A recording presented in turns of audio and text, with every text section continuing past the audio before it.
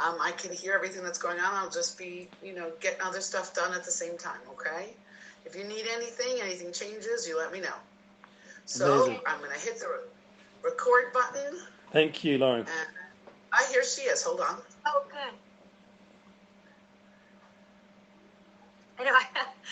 Hi, Elizabeth. Amazing. We're all here. Hello. Hello. Good Perfect timing.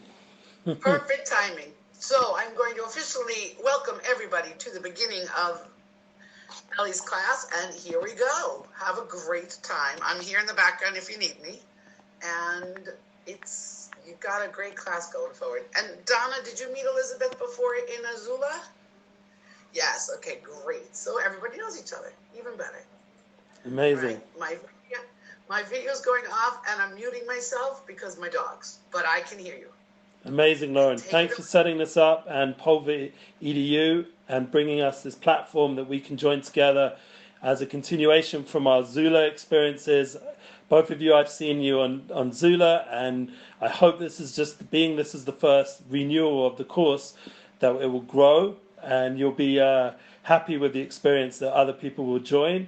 But the point of the course is to tune into the now and to the opportunity to unify our life this moment and not think about what's going to be, but right now tune in to the flow that's available. There is a specific flow that you guys were blessed, both of you, to be part of this today's series. And, I do believe that, there's a recording and it will go, further than here. But the opportunity also is for you guys to be interactive directly. That's the specialness, because really to develop unity concepts, I need to unify with other people, and I don't want to just have it all in my head.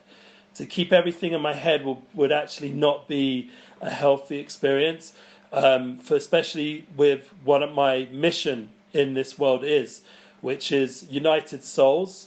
United Souls, just to explain as an introduction, and the name of the course, as we said, was bringing United Souls global.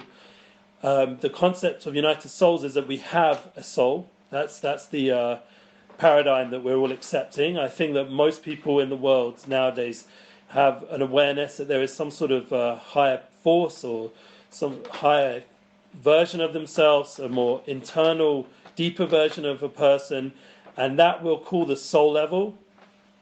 And the concept is to bring that soul level beyond an individual into the community and into the level of united, that we join up with a larger level of soul, which is the united soul level of humanity. And that's something which is a very spiritual concept. I have, thank God, I've written a book on this, and thank God I've been involved in many projects. My actual personal brand and business is called Unity Inspires Projects, and I've been working on this for the last few years. I started building it when I was working for corporate America, and I was sitting on the side with my little laptop building my own business as I was trying to run a corporate company for a big American brand. And I realized that I was not happy doing that, so I needed to find a channel for that part of myself. Just as a quick intro who I am, I grew up in North London in the entertainment world at the largest events in history. My family were and are still promoters in the event world and merchandise, and thank God that was a very powerful experience. Until I was around 18, I was attending the largest events, including Live Aid, and sitting in the Royal Box and seeing all the unity that's created through musical performance and entertainment. And when I came to Israel around 1998, and I've been here now over 21, 22 years living here, I had the opportunity to open my soul level, to connect to that part of myself, which I did have some awareness growing up in England, but it was a gradual process of becoming more in touch with that side of myself. And I found, thank God, that the soul level has brought me to connect with beautiful people like Jeff and Lauren, and that's what we're doing here in the Zula and now in the PulveREDU, that there's an opportunity to really unite with people. And what's pushing me, because it was a challenging year, as we all know, after living here, I was running a Unity bookings business, promoting artists and speakers, bringing them on tours. So I had to switch to an online experience, and that's where we all met. So that's basically my introduction that there's been a transition point that we can't always meet in person. So we have to now come up with effective tools. How can we unify with people online? And when we're offline, how to do it more effectively, spiritually together with people, and to understand that we're not really alone. That was one of the big enlightenments I had during this time period, that we felt very far from people. And I know, for example, Elizabeth doesn't live like so close to a lot of us. Is that correct? Just want to make sure. Yeah. So exactly. So yeah, I'm kind of no man's land up here. Yeah. So being that you're someone who's further away physically, so even on a regular experience before Corona, as people say, BC before Corona, and AC hopefully we're after Corona, that there is now still an online experience that's staying with all of us, especially if physically we're not able to be located. And as Jeff himself said, he's not going to be traveling like he used to have business meetings. Things have shifted, that we're going to have these online experiences and we're going to connect. So we're going to have to work out as a human race what's going to be now as technology becomes more and more invasive, but in a good way, hopefully in a way that brings us together, and to understand how we can bring the soul level into that experience. That it shouldn't just be something you have to travel off to some high mountain somewhere or some guru, that it's something that you have within. Every person, every human has a soul within. And by learning the voice of the soul, by becoming more aware of it, to believe in yourself, to have more of a connection to the soul level, you won't feel distant from other humans, from people you love, from your close relationship circle, from the people that you want to be with. You won't feel that distance because you know that you're impacting them, because you're tuned into a soul experience. And that's not something that ever is interrupted. It can't ever be disrupted by Wi-Fi or going down, or media aspect, how the media is making a narrative for people. It's a very encouraging clarification of life, because you're no longer being held back by the physical reality of that you seem to find yourself in.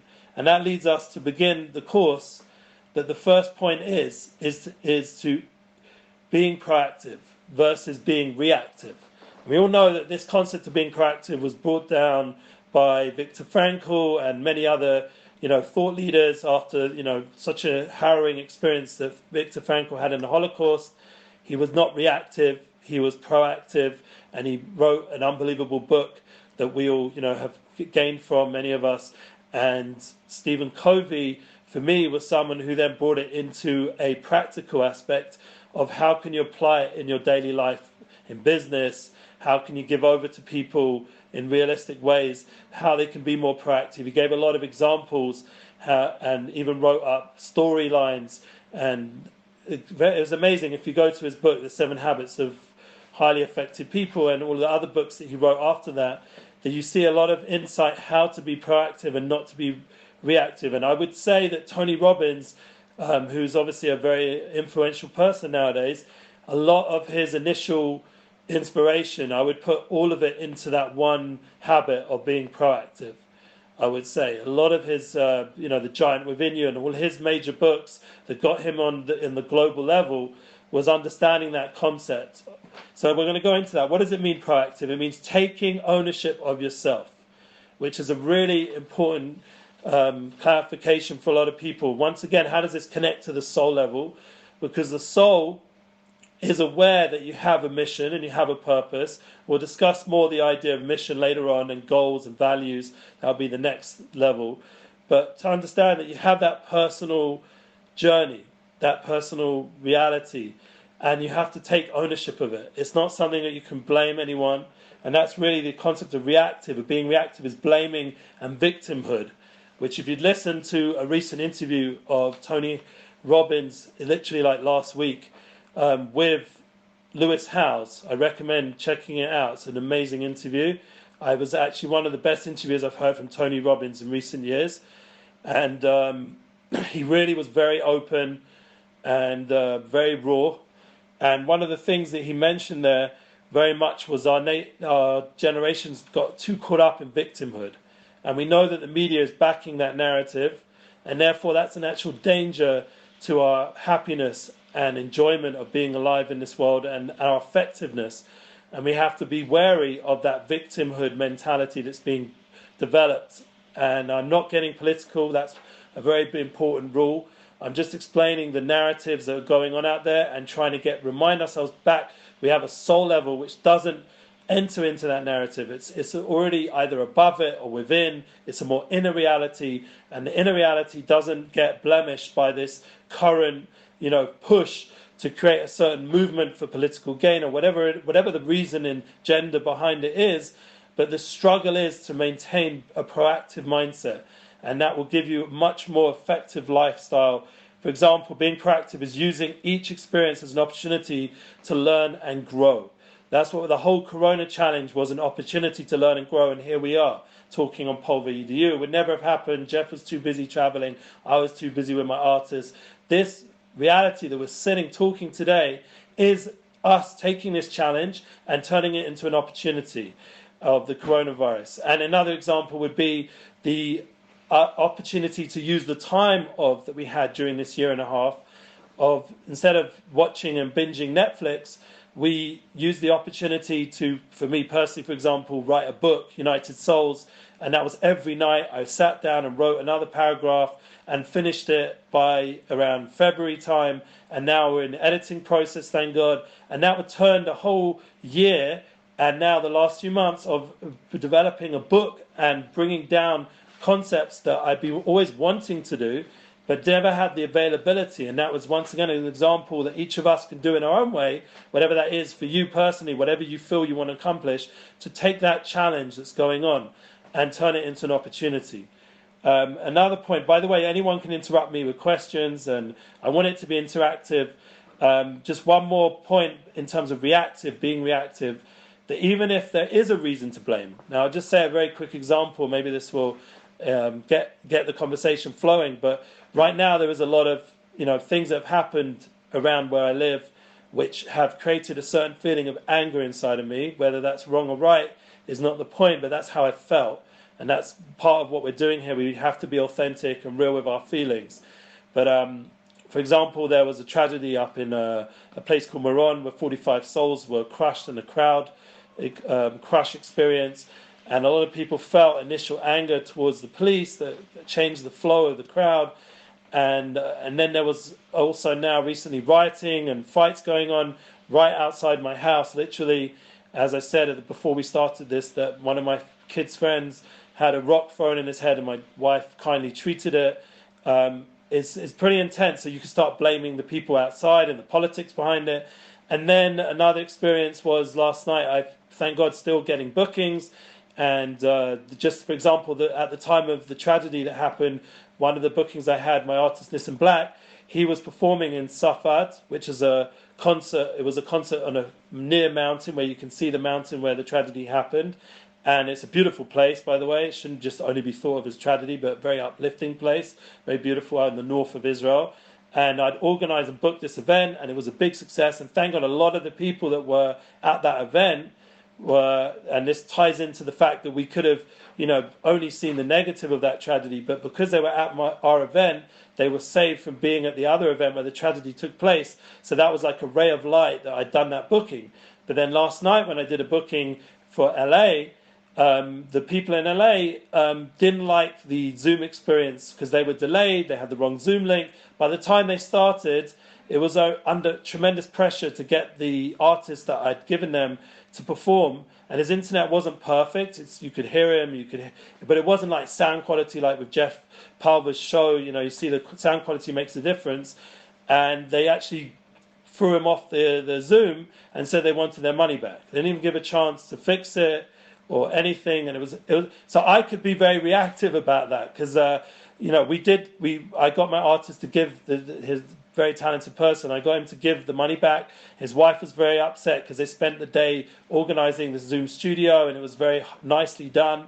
And we sent the money back without complaint. And we just explained to them that the sirens had just gone off outside. There's missiles flying. The internet probably in Israel is not in such a good situation right now. The whole celebration you were having was about Jerusalem, and we're sitting in Jerusalem with sirens going off, riots going off, and we still managed to provide our musician and a nice setup, and we would have fixed it if you'd have just given us a chance and communicated. But instead, you just want your money back. It's very sad, and there was sort of like accusations a little bit negative. So we could have been reactive, and I've been working it through. It's taken me like, a little bit of time with my own wife and my artist and his wife to work through the trauma of someone just being so cold when they're doing this positive experience for all their students and their program in LA, and instead of like allowing it to inspire and continue, they just cut it off and threw the money back. And the people they took the money from are people that I personally would have left them with the money no matter what happened, even if they didn't do anything, because I know that they're such worthy people to receive money. So I have potential, a lot of blame and reactiveness to these kind of situations. Now, the soul level is saying to forgive. The soul level is saying to be proactive. The soul level is now first things first. Let's get rid of the trauma that happened in the tragedy in Meron. Let's focus on the positive. Let's focus on the comfort.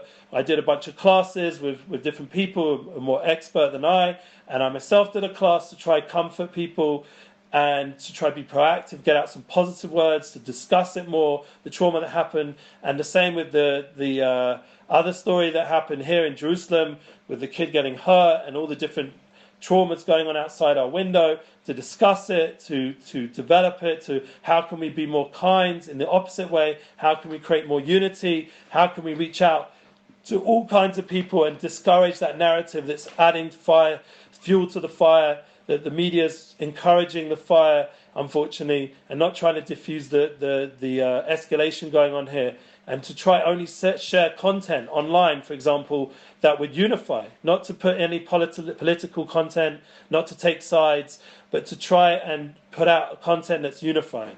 That was like example with the riots outside. And then for the booking, that was a bit more personal because, this was a friend for many years who was booking this event, and suddenly he's becoming very negative and even negative to one of my artists who I have to protect.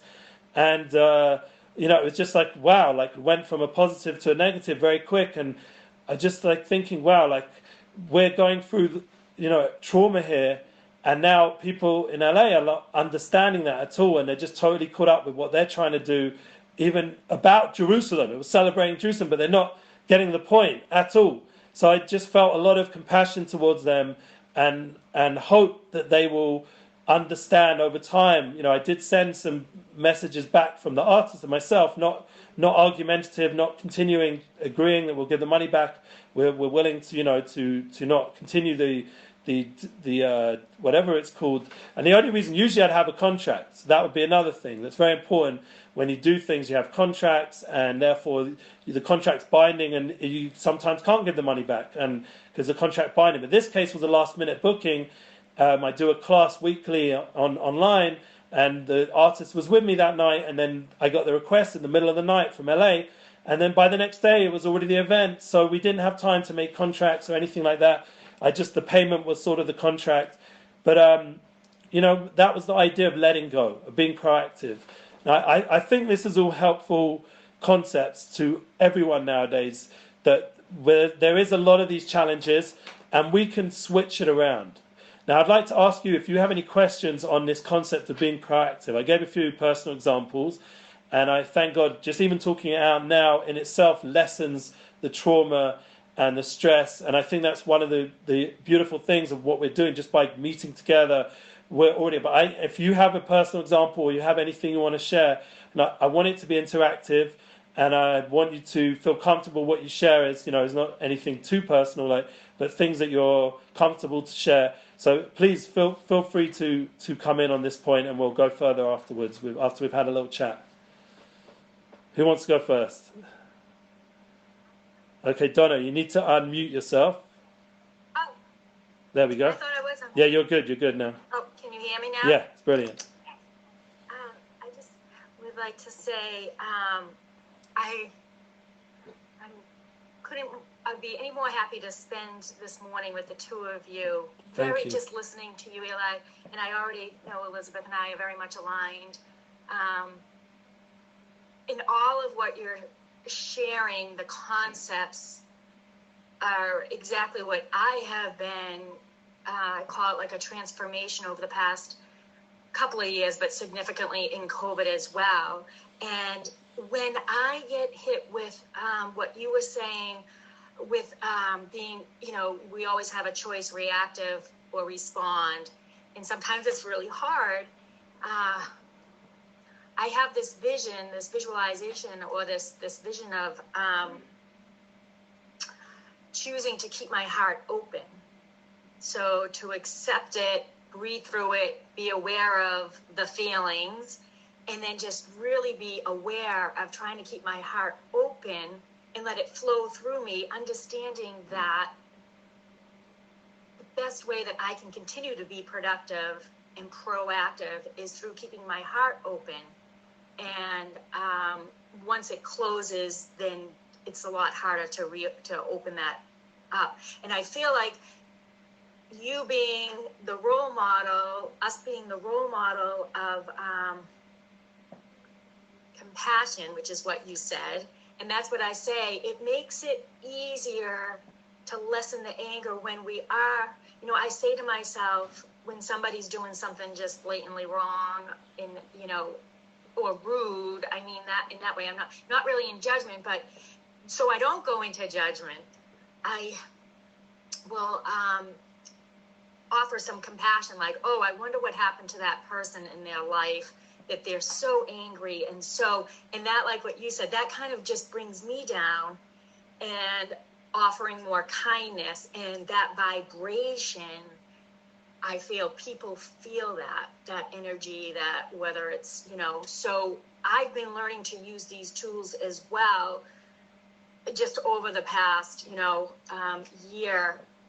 But I acknowledge I've been learning these, and I can look back now. But so, and I was just read the book, Viktor Frankl. I just read that a few weeks ago, and I'm in on this mission to try. I feel like I've been spiritually called to action through a healer that I went to, and how there was this integration. It was just beautiful, and I don't really understand it all, but I don't have to. And I just love being around like-minded people. And I too am writing a parent's guide that's kind of taken on its own life, and I'm falling in love, and am in love with this journey. Amazing. I'll let it listen. That's beautiful. It is all amazing. So I feel like you're really resonating with the concepts. It's something which you're already in that mindset already, which is a lot to do with. But what I was trying to add on as well, just as an addition to be helpful, not to take away in any way or form from anybody, that the understanding of the soul level is what gives that depth to the heart level and to the mind level, the mindset. Because once you understand there's a soul within you that's so beautiful and loving and compassionate, and it's infinite, and it's not limited by the restraints of this world in any way or form, and it has an ability to impact your daily life and your daily decisions. And how would you be able to verbalize the soul level? So that will be the next point we'll talk about. We already mentioned a lot of concepts and values which we are already soulful concepts. But there's the idea of the next level, building your values, your system, your mission statement, your goals, and you're getting that clearer and clearer. What is the soul level? And things like you said, anger, and there's negativity that will be the opposite of that. And the more clarity you have of that, the more awareness, self-awareness, and ability to work on this in a systematic, effective way. When I think of a person who's effective nowadays, I always think of someone like Tim Ferriss, someone who's very brilliant at bringing down a lot of successful people and a lot of deep concepts into daily practical life. So sometimes it's not always going to be possible for me to do that. So I'm going to need that, like you said very nicely, have role models around us who are being examples of that application of, for example, today of being proactive, or applications of people who are more effective in how they use their life and time, and therefore I can learn from them. And that's a lot, thank God, to do with this online experience, that we are now able to step in the mind of some of these successful people and learn from them. And on the heart level, I think that the heart level is going to need a lot of work with the people that we're close with on the emotional experiences we have. And that was something which, one of the reasons I made this course, before I even turned it into the online course that we're doing now, I built it as an actual counseling session that I was going to perform in Jerusalem before the corona situation removed that ability to meet in person.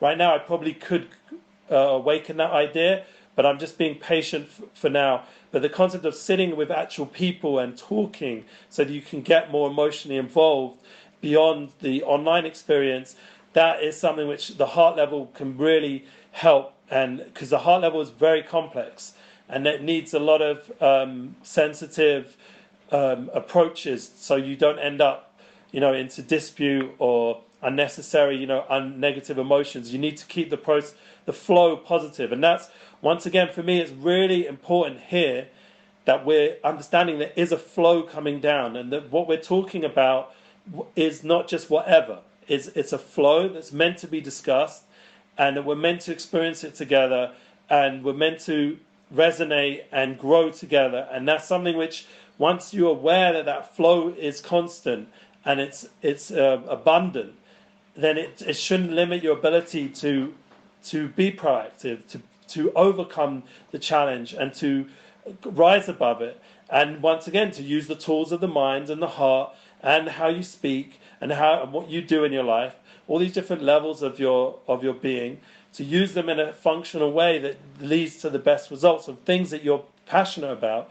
Like you said, you have your new passion. Really important that passion you have to really develop a stronger clarity of how a part that is of your inner self and how important that is to you.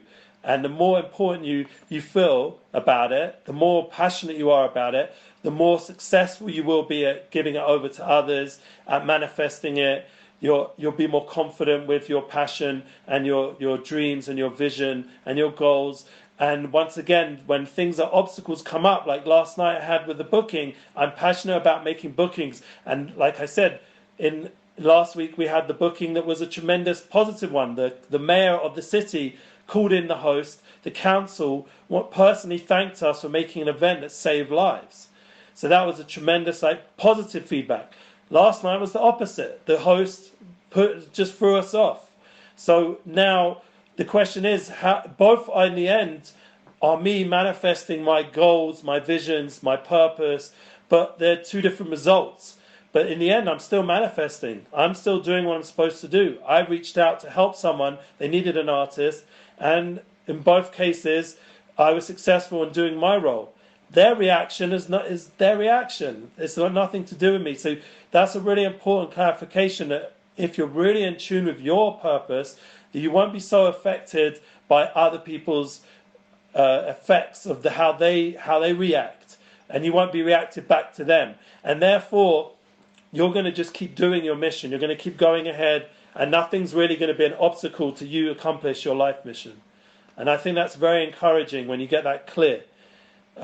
So you have a sort of path, a trail blazing ahead, because there's nothing going to hold you back.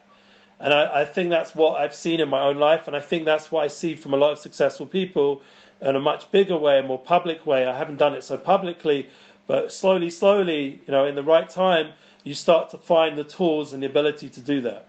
So I'd like to hear a little bit from Elizabeth. What's your feeling about this? And then we'll go to the next stage. I love this. I'm going to say Myrony. I'm going to use Alicia's word, Myrony. I was on her podcast. I loved it. Such fun. Yeah.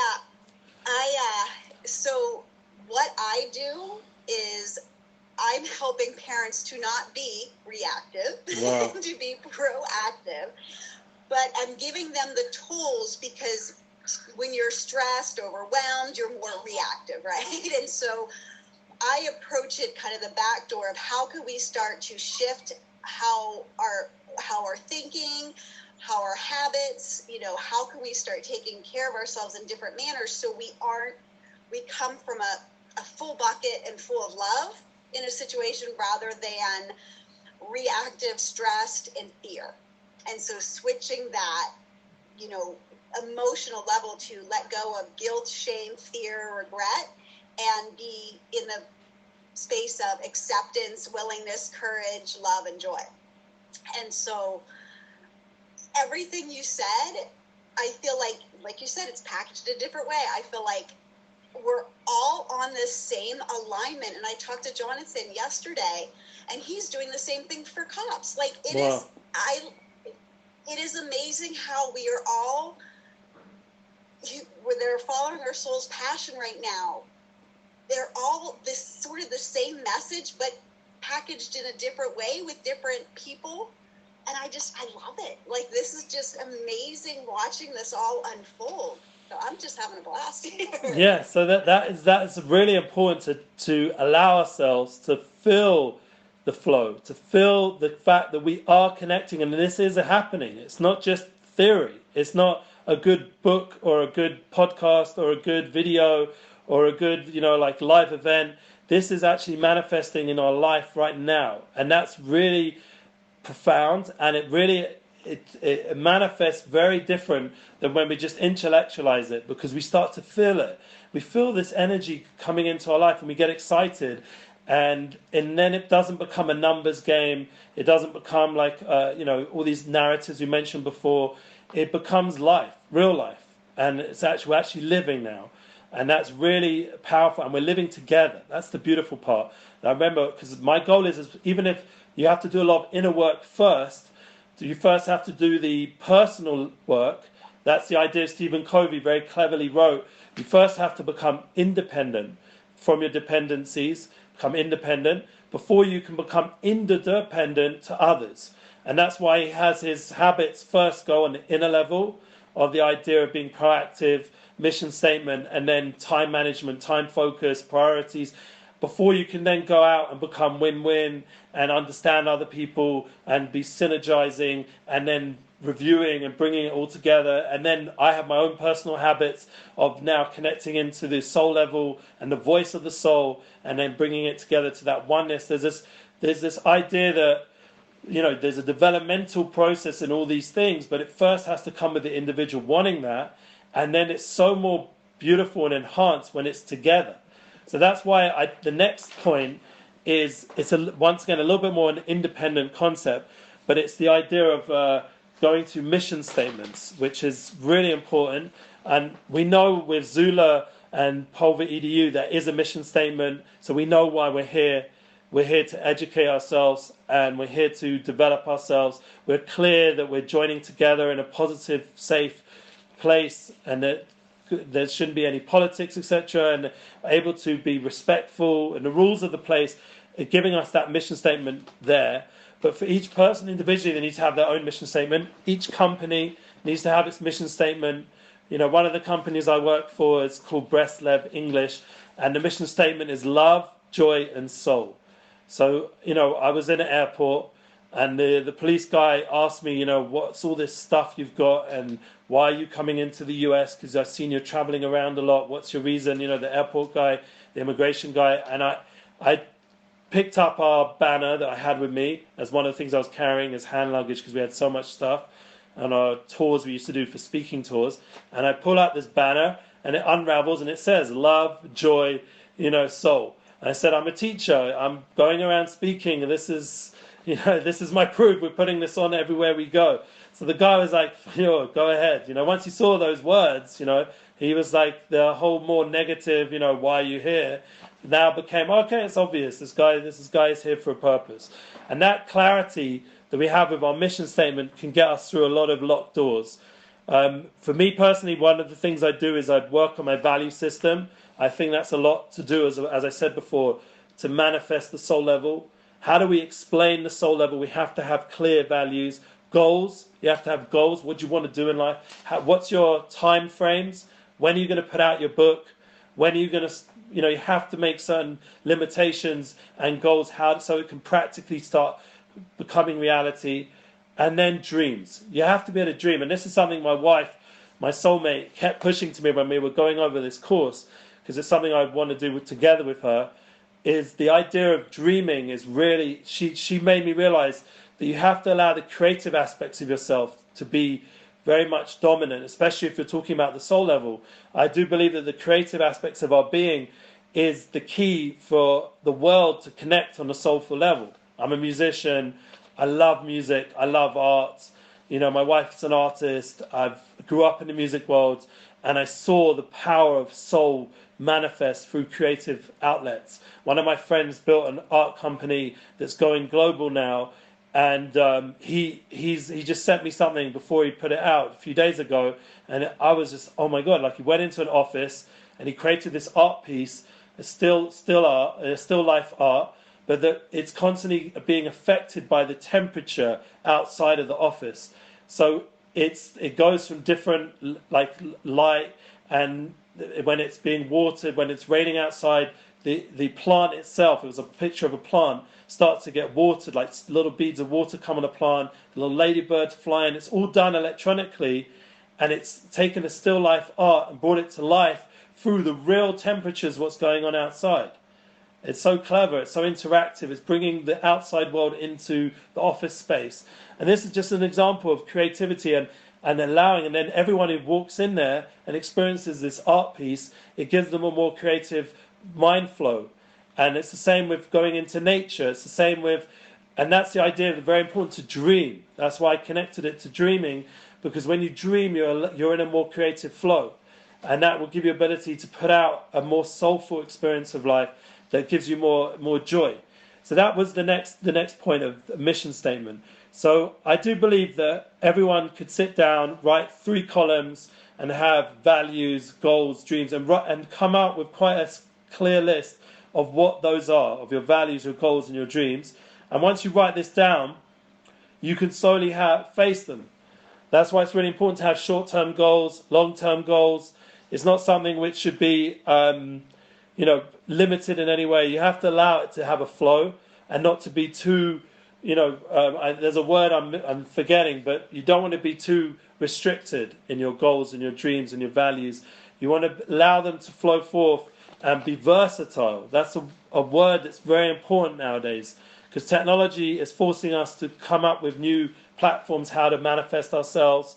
We're doing this right now together on Zoom, and there's so many other platforms online we can manifest, and to be versatile, to try them out even if we're not used to it. One of the places I went to was Clubhouse. I don't know if you guys have been on Clubhouse, and I went on a Clubhouse platform, and it was just amazing. I met this amazing podcaster who I'm now following, and there's been so much connections. Like one of the guys who was at the tragedy, he was at the concert before that I'd helped organize.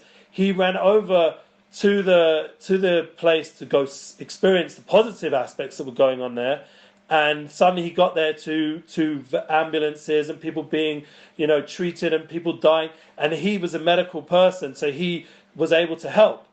He was there at the right time. He wasn't there before where he could have been part of the tragedy. He was after the fact because he was at the concert, and he messaged me. I was messaging before. I only met him a few weeks ago through hosting him in a meal at my home. We host weekly different people for Visit Israel, and there's a lot of students here. They come around, and he was messaging me back and forth, and he told me after this that he was standing on a dead person while he was treating someone. He didn't even know until after he looked down and he was on a dead person while he was treating someone. He didn't even realize. That was how tragic this whole situation was. And I'm just saying this, that he was traumatized, obviously, because he was going there for positive, and suddenly it was switched into a nightmare situation. And I just saw him post on Instagram, and he was at the Western Wall. This was yesterday. And behind the wall was a massive fire going on while people were celebrating, and there was gunshots. And he's come to this country to experience positive moments, and instead he's having trauma. So I didn't know, how could I comfort someone like that? So what did? I sent him a podcast of someone that I found on Clubhouse, and it was all about someone who was in one of the famous suicide terrorist attacks in Jerusalem where hundreds of people were killed. There was a person who was there, and he talked about how he processed the trauma through doing kindness and through helping people at the scene. And it was very helpful. It was very specific. So suddenly Clubhouse had given me this podcast, which I never would have had, and I gave it to him. And he was like, that person who gave over the podcast, I've been to him for meals, just like I came to you for meals. And he's an amazing guy. And then I told the person who's the podcast owner, who I've been slowly connecting with. And that same night of the concert, he, my artist, gave out a shout out to their friends who, unfortunately, their friend's child, who we went to visit years ago. Sorry, it's getting a bit complicated, but we went to visit years ago it's called High Lifeline. They help kids with diseases, very serious diseases. We went and performed there with my artist, and I had all the video footage that I'd never put out because there was young kids there, and they said, no, we want to see it now. Why? Because one of the kids who survived his seemingly terminal illness had now just got run over in a hit and run in LA. That was a few weeks ago. And they want comfort. They want to be reminded of positive moments. I had all this footage that I'd never made public on my YouTube, and I shared it. And the only reason I knew about this was because the person I'd listened to on the Clubhouse, it was his wife, had been connected to me to do this. And now at the concert, we'll announce that we're dedicating this concert to this boy.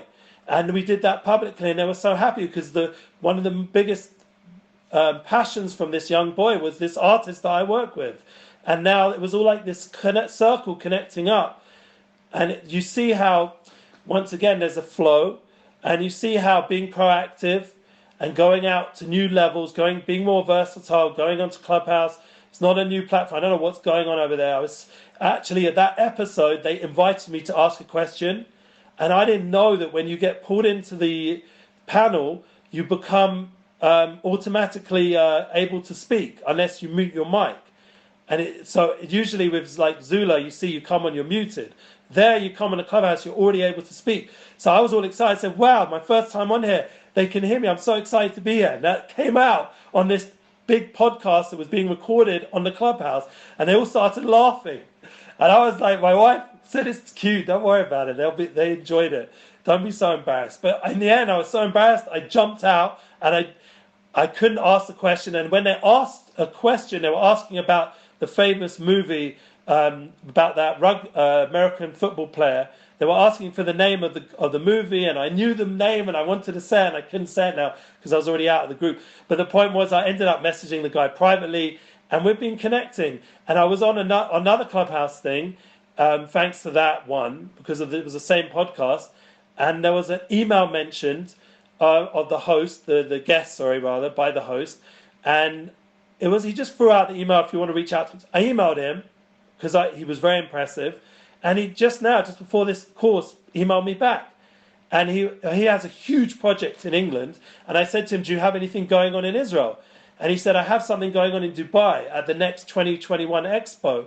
So I actually do want to go to Dubai, so I'm actually going to hit him back that I'd like to come visit it on Dubai and see what's going on, and maybe we can then do something in Israel. But this guy's a big player, and I didn't imagine he'd email me back. But that's the idea of being versatile, of going for things, going for opportunities, reaching out to people, messaging, and thank God I was able to now impact. For example, let's just go backtrack. I impacted a young kid who passed away, his whole family, with a bunch of footage of his son dancing and singing with a famous singer that he loved. I was able to impact on a new person in Israel who just suddenly went through a bunch of trauma and was at my house. I was able to give him exactly the right podcast, which I never would have found if I hadn't been brave enough to go onto Clubhouse and connect with those people. And then they know him anyway, and then they reconnected. And then I was able to, I'm just going through all this just to give an example that by being proactive and being versatile, there's these resonations of positivity that manifest in your life. And this has just been the last 2 weeks, this is 2 weeks of life. This is the kind of intense, positive life we can live. And even the musician who was very broken last night and his wife, they've actually turned around now and suddenly been crazy proactive today. I'm putting out content. They just sent me a new song. Like, it actually opened up once you react positively in a proactive way, it opened up the creative channels, and now he's putting out better quality music. So this is the idea that you take life and you can live a whole different experience through being more soulful, by being attuned to the soul level. And it would get us away from a lot of the negative energy that's going on online on the media, and we can actually generate a lot of positive waves without being political, without being, accusatory or any of those kind of things. So I just want to once again ask you, like, if you have anything that resonates with the mission statement concept, being creative, your goals, your dreams, your values, being versatile as well, and in terms of how you manifest that, I'd like to hear. And this is really just the second part of a course, which is a 10-part course. I already just covered 2 points. So please give back your feedback, and then, we'll end off, I think, today's session.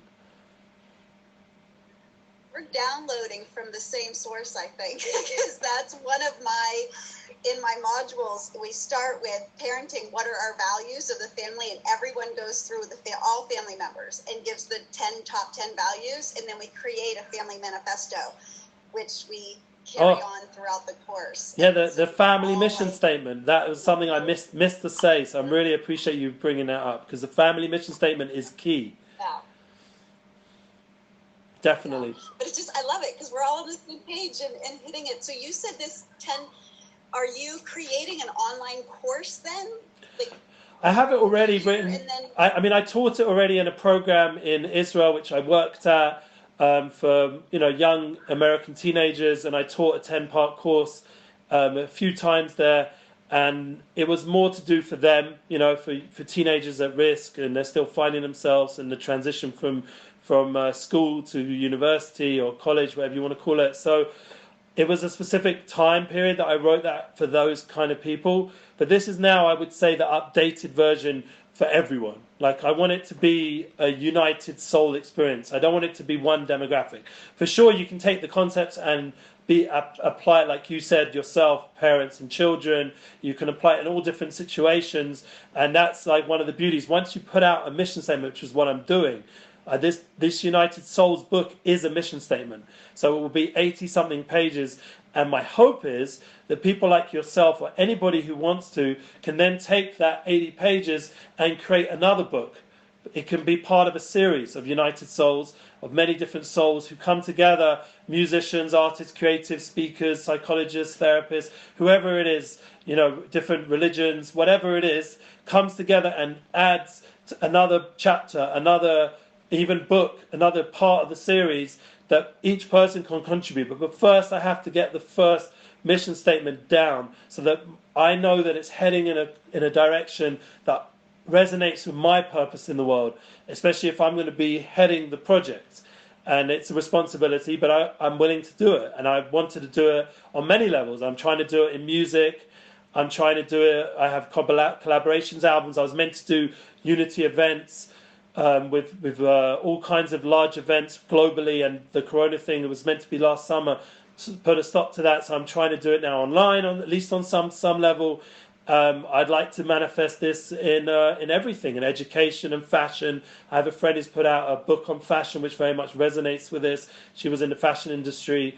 There's a lot of, thank God, a lot of links developing, and I do believe that Jeff is a part of it as well, on some level, and Lauren as well, and everyone in the in the Zula is a part of my personal mission, because in the end we're all resonating. I don't expect everyone to write a chapter or be specific in that that project, but the point is that on some level you're all impacting. I wouldn't have written a book if it wasn't for Zula. I wasn't thinking in those ways, and they had a few guys come on, like Mel, Lauren, what's his full name? Mel, I've forgotten his full name. Mel Rosenberg.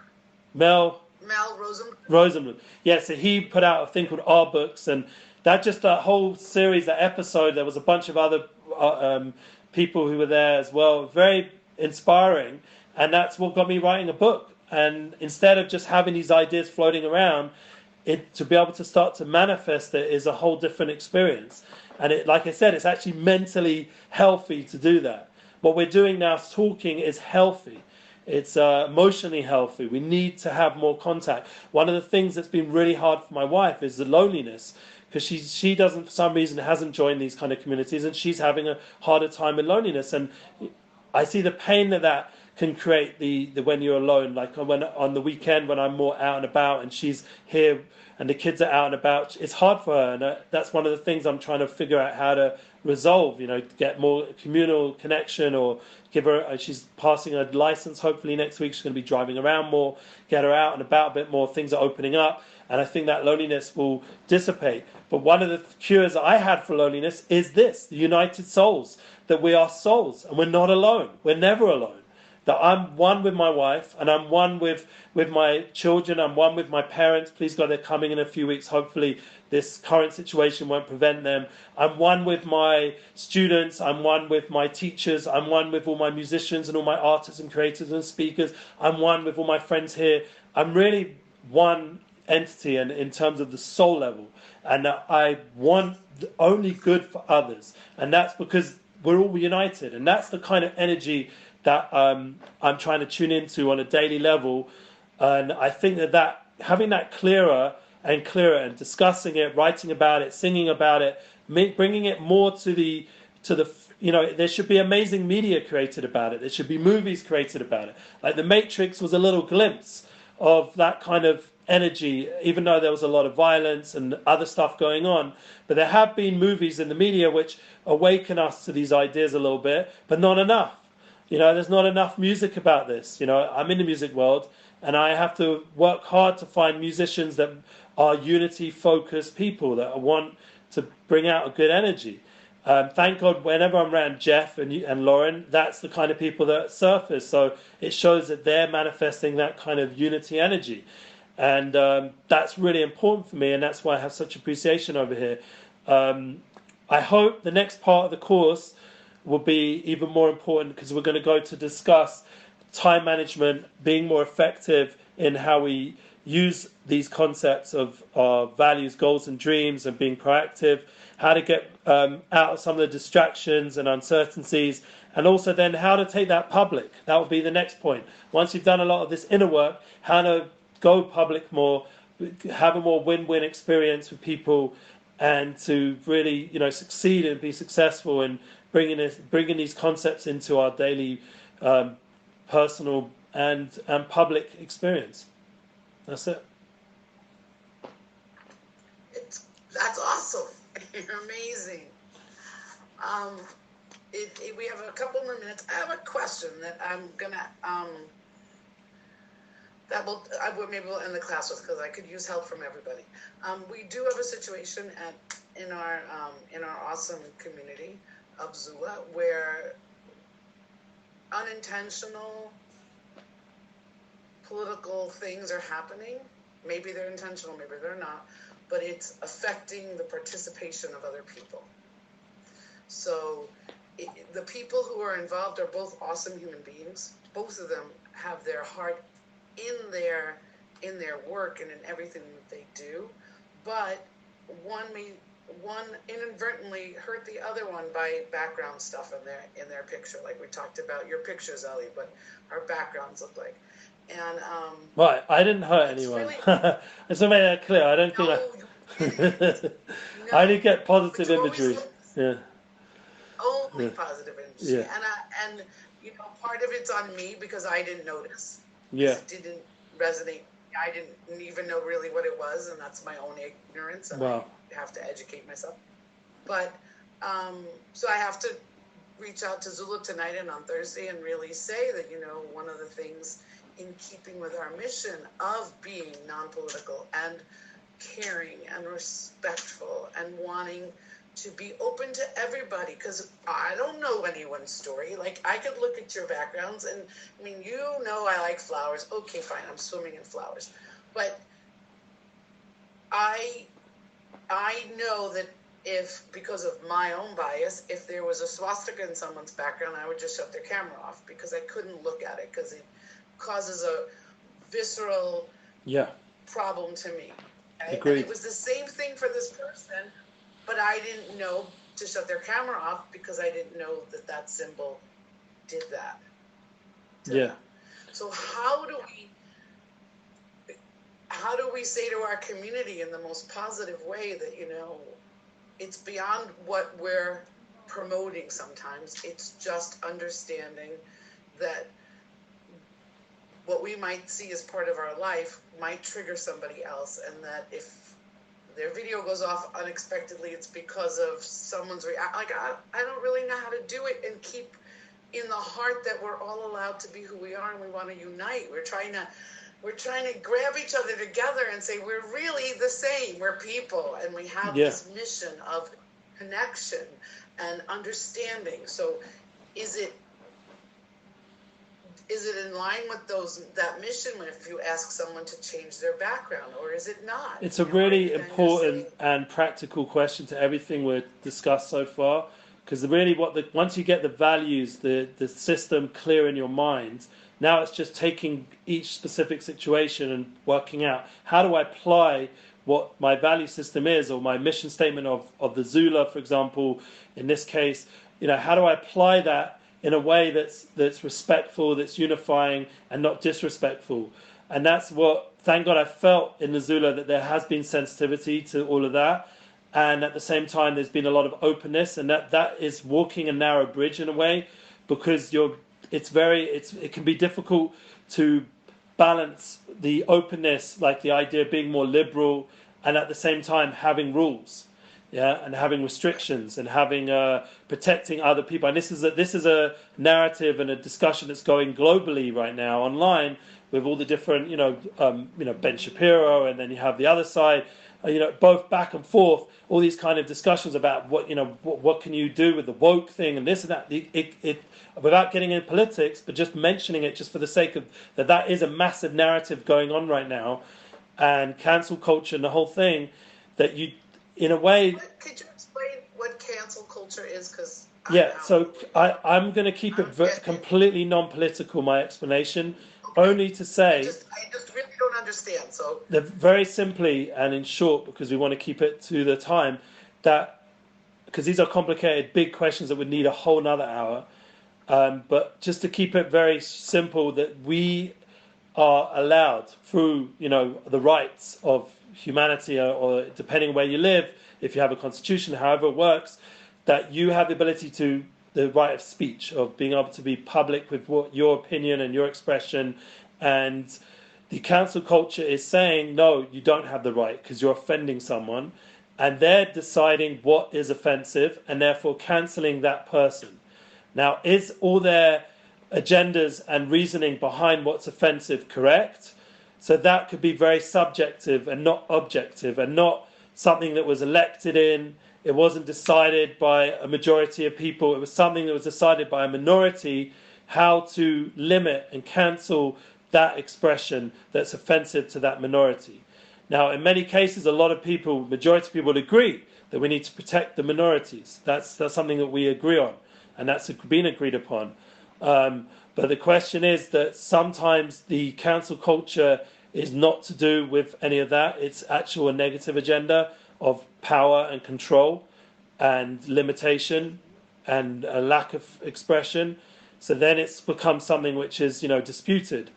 I'm not saying either way. I'm just telling you what the definition is.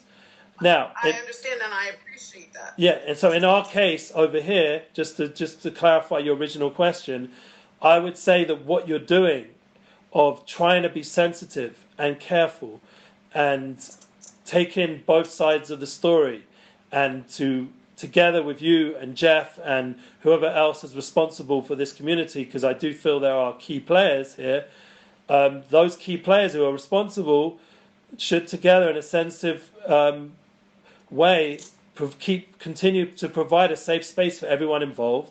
And if some people things that are offensive, which in an obvious way, not in a very subtle, subjective way, but a more obvious way, and it's clearly offensive to other people, are happening, then there have to be rules to prevent that. And that should be accepted by everyone, in my opinion, as part of a general consensus that we all have here. Right, because we're walking in with that understanding that this is what we're expecting, so we need to keep honest to that mission. Yeah, and I think that mission is worth saving over the individual's over and over.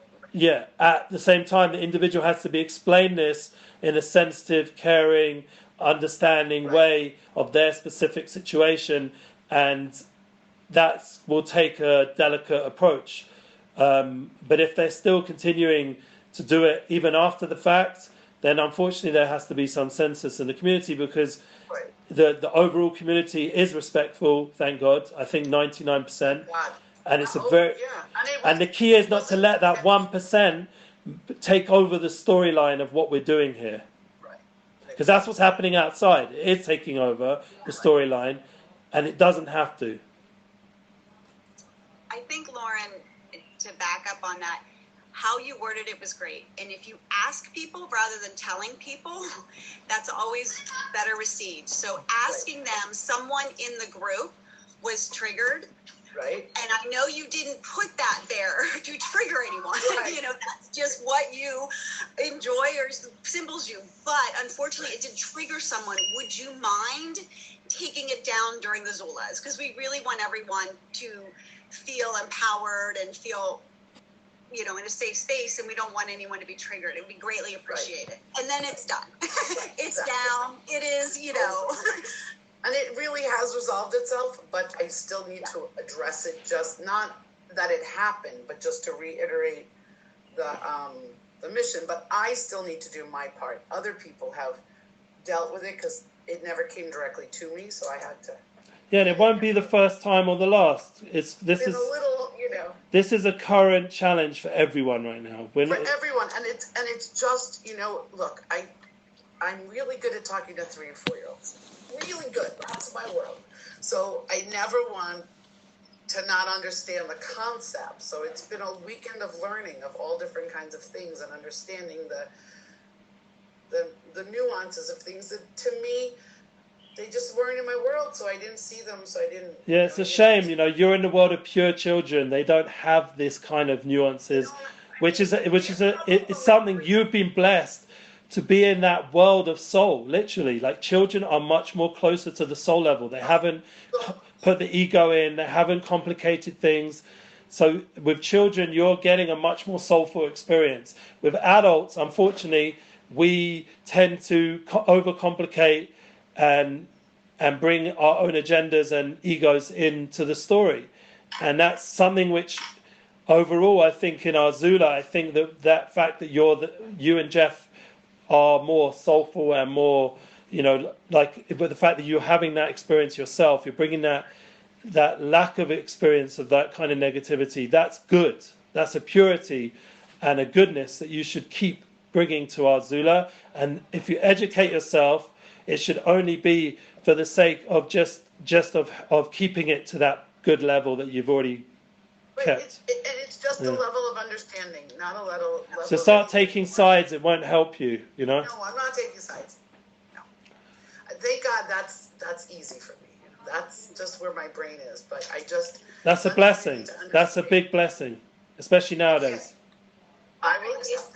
Is this person aware of what's going on? Well, now they are, and the person who was the trigger had a perfectly awesome reason for that symbol, but it's not the generalized understanding of that symbol, and the person who was triggered couldn't even hear that conversation because the trigger happened and the person shut off because the person just said, uh-oh, I'm in a dangerous situation.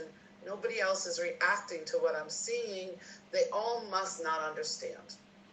So there is that is a big narrative going on right now. That there's a big feeling of that some people are not getting certain. I don't want to get into labels and names and all the stories, but just to keep it very simple, that there is a voice out there that is saying that you don't understand my situation, so you need to be educated or, you know, removed, kind of thing. And that is a big voice out there. Once again, when we started this class, the idea of being proactive rather than reactive, that would be the answer. That to not allow the victimized mindset to take over how we do things. Rather, how can we positively deal with this? How can we overcome this challenge, this opportunity that's manifesting in terms of people are upset or people are offended? Now we have an opportunity to grow as a community rather than, you know, start, you know, making this whole, like, you know, well, we represent this, we represent that, or... Right, because then there we are going into the sides, and it's not what it's about. No. And thank God, overall, 99% of our experience has not been any of this. I have heard a little bit from people that they're upset with a few of our attendees of certain comments. A couple of our attendees have been removed because I had to. You know, we had head-on collisions together. Yeah, no, I know. And I was aware of it, and I'd even heard it, and I was pained by it. Honestly, I was pained because one of the people that was affected by it, I really enjoyed their presence. And there's a lot, and then the other person, I don't enjoy their presence personally, but it was just sad to see that it was actually coming out. And I, thank God, didn't have to take sides, because once again, that would be the opposite of what I'm trying to do. Just because I don't resonate with someone doesn't mean I can't share a platform with them. And that's what makes you incredible, and it's what we learned from you over and over again. And when I have questions like this, I do think about how you would deal with it, because I know that you and I have different religious beliefs, and we're in the same religion. Like, but it's okay. We don't fighting with each other and saying you can't do it. You know, like it's fine. One of the blessings I had is I grew up in the public school system. I went to the private school system. Right. I grew up in London with every kind of nation and people and religion. I grew up completely secularized, and only went on my own journey through the different parts of my own religion and other religions. I feel like I, thank God, was exposed to a lot of things very quickly in life, and it gave me ability to connect to all kinds of people, all kinds of things, and all kinds of paths. And I'm very grateful. Even in my journey in Israel, one of the main clients that I've had has been, North American, black community people. Yes. Even though, like, people are like, why are you so connected to the black community when you're in Israel and Jerusalem? But that's what's been drawn to me. Maybe I grew up with a lot of jazz, a lot of that energy around me. I don't know exactly where it comes from, but that's been... It's a needed connection for you and for them. And each of us connect to the people that, I guess, that resonate most in our heart, and that's what works, and that's why we could sit here together to have this conversation. And I feel awkward because I know that these people are awesome. Each of these two individuals are awesome human beings with awesome platforms, and they're right. Neither of them are wrong. They're both right, but that's what's so hard. So I think that this is such an important part of what we're going to do, hopefully, with this kind of discussion, and it's real and it's practical, and that's my hope, that having more and more of this kind of experience of united souls, that we are souls, and the unity message needs to be strengthened. Google unity. It's the first paragraph in my book. Google it, and you'll see there's almost hardly anything. No one's really done much. No one's done it because it doesn't make headlines. It doesn't make movies. Nobody cares about it that much. Maybe there's a few individuals here and there or big causes, but you'd be surprised the lack of organizations and lack of content on unity movements, unity events, unity programs. It's actually surprising. And that's one of the things that Tim Ferriss taught me. Take something that's missing in the world, that's a real problem, and make that your mission, and do something about it, And, each person can do that. Just amazing. Thank you, everybody. I really appreciate it. I appreciate your voice, and thank you for your help, and thank you for being part of our class. Amazing. And our mission for next week is to bring a friend. Yeah, but it's a bi-weekly, so it's not next week. It's 2 weeks from now. Yeah. So we got 2 weeks from now. Yeah, I like the bi-weekly. It gives us time to internalize and to think about it and decide. If people don't come, I'm definitely not offended. I'm an open guy. I go with the flow. But I believe that people could gain. The more of us, the more voices, the better this class will be. So I ask you to invite people. Thank you. And thank you for being here. I really appreciate it. Thank you, Donna. Thank you, Elizabeth. Thank you, Laura. Have a good day. Thank you, Elizabeth. Have a beautiful day. Bye. Bye. Have a great day. Thank you. Bye. Bye. Bye.